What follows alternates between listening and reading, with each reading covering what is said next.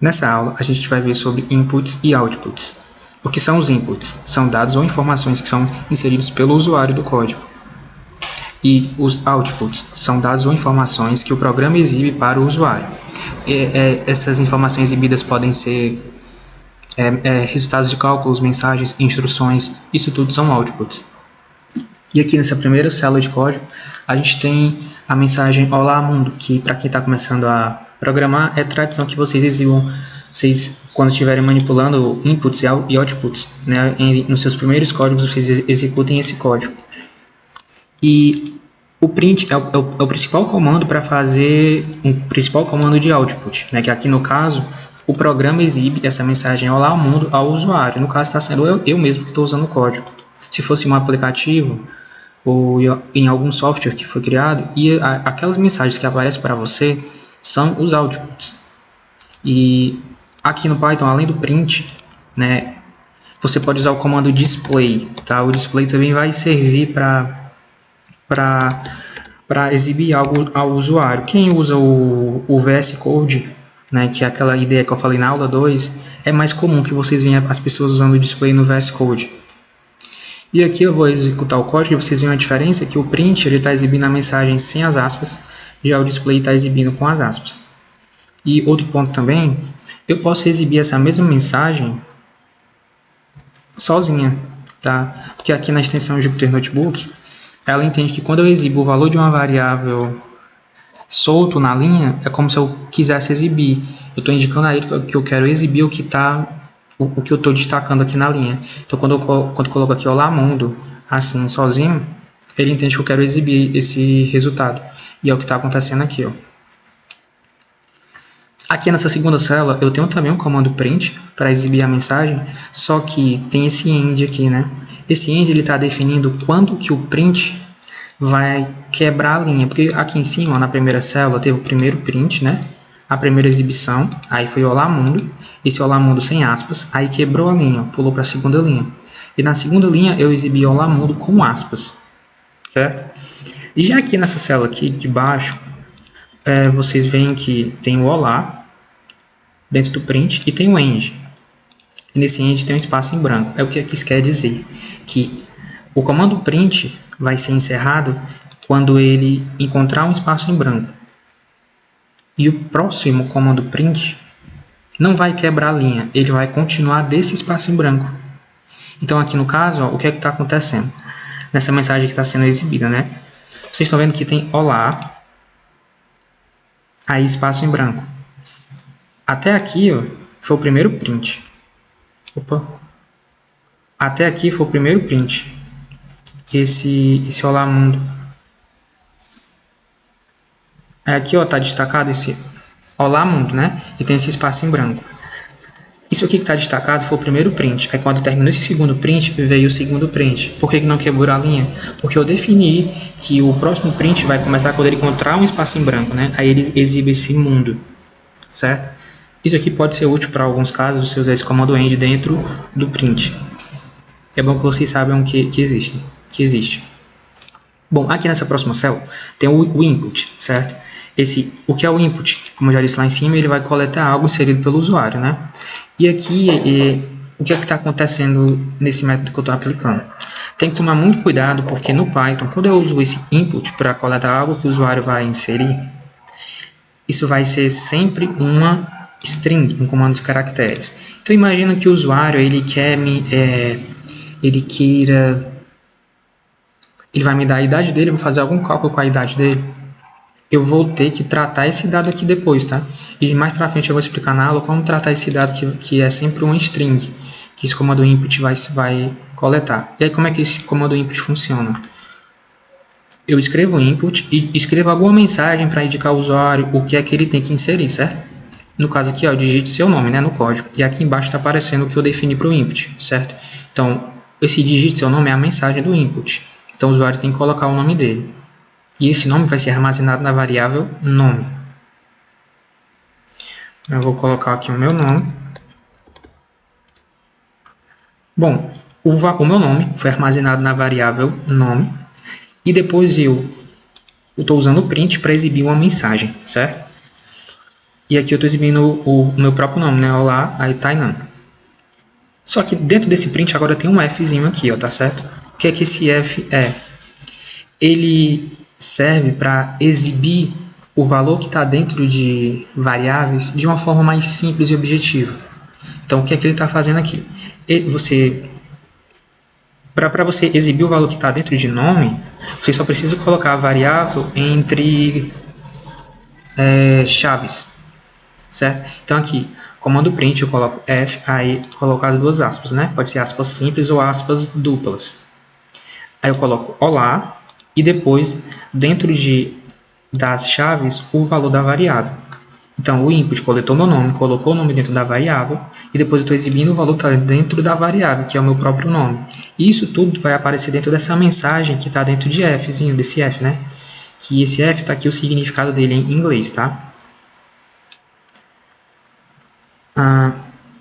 Isso que é importante porque antes de surgir essa funcionalidade aqui desse Fzinho, em que você coloca a mensagem dentro de aspas, você tinha que testar várias formas diferentes, existiam várias formas diferentes para você exibir o valor de uma variável dentro de alguma mensagem do print. Só que agora é muito mais objetivo e simples, você só coloca o valor da variável dentro das chaves, você já consegue exibir e continuar a mensagem, certo? Aqui eu poderia escrever mais alguma coisa, qualquer coisa que eu quisesse escrever. E vocês vão ver que quando eu compilar o código, vai aparecer, ó. Vou buscar aqui escrever meu nome de novo. Aí, olá, que é o que vinha antes. Aí eu defini o valor da variável, que é o meu nome, né?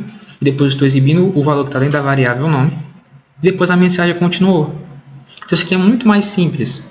Porque agora, mais para frente na aula, eu vou mostrar como que acontecia antes no Python.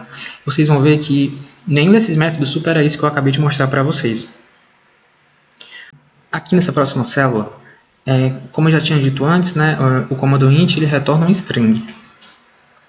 E eu vou aqui mostrar para vocês que isso é verdade. Tá? Esse comando type aqui, o que é que ele faz? Ele exibe o tipo da variável. Lá na nossa aula 3 eu falei sobre tipos de variáveis, né?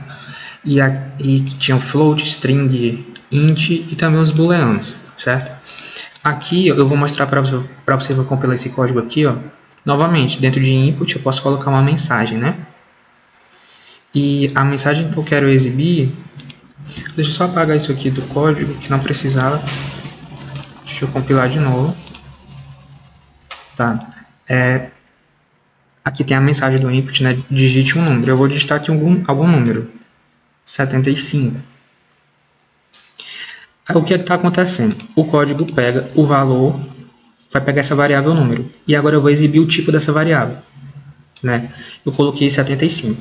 75 é um número inteiro. Aí agora eu estou exibindo esse valor nesse print aqui, tá vendo? Nesse print eu estou exibindo o tipo da variável número. Só que, se vocês forem ver aqui embaixo, está aparecendo str, de string, certo?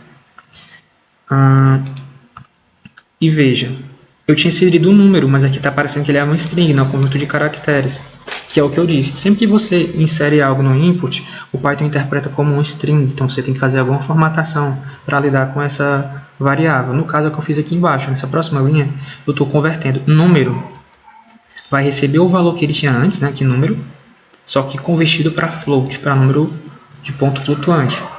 E agora eu estou exibindo novamente o novo tipo que número tem agora, ó, depois dessa mudança de tipo de variável que eu fiz, eu estou exibindo o novo tipo para a variável número.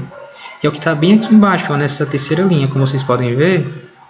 Agora tem float, que é um número flutuante, então a conversão funcionou. Agora eu posso usar esse número 75 para algum cálculo se eu quiser. Tá? E vocês podem estar se perguntando por que está aparecendo esse class aqui, né, de classe. Isso aqui é para uma parte mais avançada de programação. Para vocês que estão começando agora, não precisam se preocupar. O que importa é essa segunda parte aqui, tá? Que está indicando o tipo da variável. Essa parte de classe é de programação orientada a objetos, que já é um tipo de programação mais avançada, que vocês não precisam se preocupar. Só para quem quiser, depois que terminar essa playlist, se aprofundar em Python. Agora aqui, nessa próxima célula de código, eu estou coletando dois números inseridos pelo usuário. Só que veja, eu tinha dito que o input ele vai sempre considerar que o valor informado pelo usuário é um string. mas eu posso tratar isso já na hora de coletar o dado. Então, aqui eu estou colocando o input e estou dizendo alguma mensagem para o input. Como eu tinha dito antes, o input ele considera que tudo que é inserido pelo usuário é um string, né? Mas eu posso fazer o tratamento desse dado já na hora da coleta dele. Então, aqui eu estou escrevendo um input e estou colocando a mensagem, né? Que é o que eu já tinha mostrado aqui em cima. Só que, além disso, eu estou colocando todo esse input dentro do float, desse comando float. Então, o que é que significa? O valor que foi inserido pelo usuário, ele vai ser automaticamente convertido de string para float. Então, aqui número 2, essa variável número 2, ela já vai ser do tipo float. Já que na linha de baixo eu coloquei todo o input dentro de int. Então, o dado inserido pelo usuário vai ser automaticamente convertido para um número. Certo? E aí aqui vocês podem ver, aqui eu vou rodar o código. Digite o número 5, e o próximo número, o número 7. Depois eu estou exibindo esses dois números que eu coletei, né? Vocês podem ver que o 5 está representado com casa decimal, né? Ele tem aqui um ponto, indicando que é um ponto flutuante, um número de ponto flutuante. Já o 7 não, é apenas o número 7. Então, o 5 é um número float e o 7 é um número int, que é exatamente o que eu tinha definido aqui no código. É muito importante que vocês tenham isso em mente, porque é muito comum que vocês trabalhem com inputs e outputs ao longo do código, vocês têm que ter certeza do tipo de variável que vocês estão trabalhando. Agora aqui, ó, nessa próxima parte da aula, nessa célula aqui, eu vou mostrar como era a exibição de algum valor de uma variável em Python antes de ter surgido aqui, de ter surgido o formatted string literal, certo? Então, antes dele ter sido criado, como é que eu ia exibir o valor de uma variável? Nesse caso aqui, eu estou definindo que o valor de C é 3. Dentro do print, eu estou exibindo o valor de C é. E logo depois, eu tinha que definir dentro do print o que é que eu queria exibir, né? Colocava uma vírgula e depois o valor da variável. E vocês podem ver que essa mensagem está realmente funcionando aqui embaixo, ó. O valor de C é 3.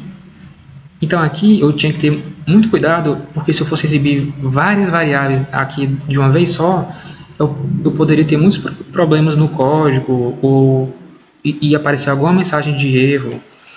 E como vocês podem ver, se eu fosse usar o Fzinho lá de cima, era só colocar o F aqui fora, e aqui dentro colocar o valor de C dentro de chaves. Já ia funcionar corretamente. Aqui embaixo, nessa próxima célula, eu estou exibindo duas variáveis ao mesmo tempo na mesma mensagem, né? Então, o valor de C é 3 e agora o valor de 4, o valor de B é 4. Então, agora nessa mensagem, quando eu queria exibir duas variáveis ao mesmo tempo, eu tinha que quebrar a mensagem de texto. Ó. Então, aqui, o valor 4, né, que é o valor de B, é maior que 3, que é o valor de C. Só que vocês veem que a mensagem dentro do print ela fica quebrada, né? O valor, aí quebra, aí escreve o valor da variável que eu quero exibir, aí vírgula, continua, é maior, vírgula de novo, o valor de C. E novamente, se fosse usar o Fzinho, o que eu ia fazer? Colocava o F aqui fora, e o valor dessas variáveis dentro de chaves, eu só ia precisar colocar uma aspa no início e no fim da frase. Agora aqui nessa próxima célula, né, eu estou... Outra forma de fazer isso aqui, né, a exibição de múltiplas variáveis dentro de uma célula, era... Aqui, nessa frase, o que eu quero exibir é o sobrenome do Cadu é Gomes. O nome é Cadu, o sobrenome é Gomes. Aí eu crio uma variável que é uma string, né? Essa string aqui, ó, o sobrenome do. Aí eu chamava a variável nome e depois mais o que está dentro da variável sobrenome. Então, esse comando aqui, o que é que ele vai fazer? Ele vai juntar todas essas 4 strings, né? Que são 4 strings que eu tenho aqui, em uma frase só. Então, a variável texto, ela tem toda essa mensagem junta. O sobrenome do Cadu é Gomes. E aqui eu estou exibindo isso nesse print. Só que vocês veem que também não é um jeito tão simples de fazer, né? Ainda mais se essa mensagem fosse mais grande. E aqui, para finalizar a aula, tem essa parte de exibição de números decimais, né? Você pode definir também no Python quantas casas decimais vai ter o número que vai ser exibido. Aqui eu tenho o número D, que ele é representado por 15.253938. Só que eu não preciso exibir todas essas casas decimais, posso exibir só 3, só uma, só duas. E aqui no Python, eu novamente comando print, aí o F, aí você coloca aspas no começo e no final da frase, e aí você coloca a mensagem, o valor arredondado. Aí, novamente, para eu exibir o valor que está dentro da variável, é só eu colocar essa variável dentro de colchetes.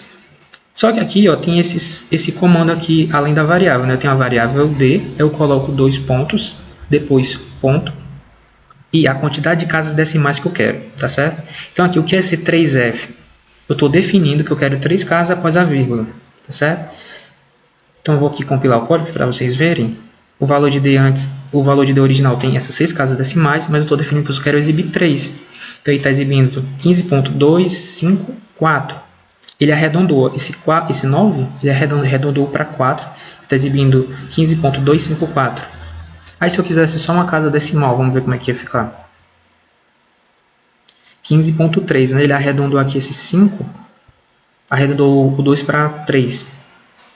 E aqui vocês podem testar várias possibilidades, tá? Quando vocês tiverem acesso ao código. Novamente, o código está disponível na descrição do vídeo. Eu peço que, por favor, vocês sigam, curtam e compartilhem, que vão me ajudar muito.